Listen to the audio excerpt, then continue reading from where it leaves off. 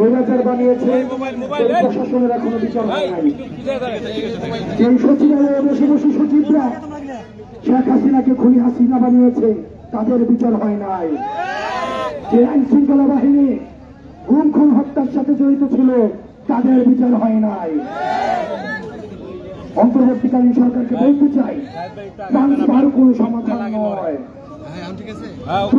একটা শিক্ষার্থীর যেমন একটা পরীক্ষা রয়েছে, পরীক্ষার মধ্যে দিয়ে প্রমাণিত হয় যে একটা শিক্ষার্থী সারা বছর ধরে পড়াশোনা করেছে কি করে নাই, ঠিক একইভাবে এই অন্তর্বর্তীকালীন সরকার যত করে খুনি করে হত্যা করেছে, তাদের বিচার হয় না।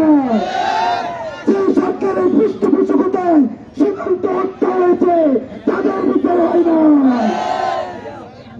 আমরা বলতে চাই, আপনি নির্দিষ্ট অ্যাসাইনমেন্ট নিয়ে এসছেন, আপনার অ্যাসাইনমেন্ট অনেকগুলো অ্যাসাইনমেন্টের মধ্যে নির্বাচন একটা, শুধুমাত্র নির্বাচন দেওয়ার একমাত্র আপনার অ্যাসাইনমেন্ট নয়।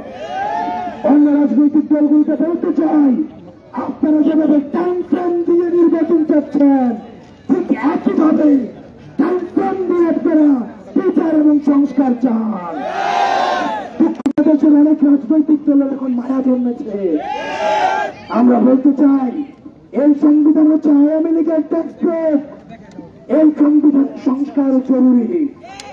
আমরা বলতে চাই, আপনাদেরকে সাথে নিয়ে 3 আগস্টে আমরা শহীদ মিনার থেকে আমরা আবার তৃতীয় বাংলাদেশে আমরা ঘোষণাপত্র পাঠ করব। কারা কারা আমাদের সাথে যাবেন, আপনারা দেখেন। ইনকিলাব ইনকিলাব ইনকিলাব।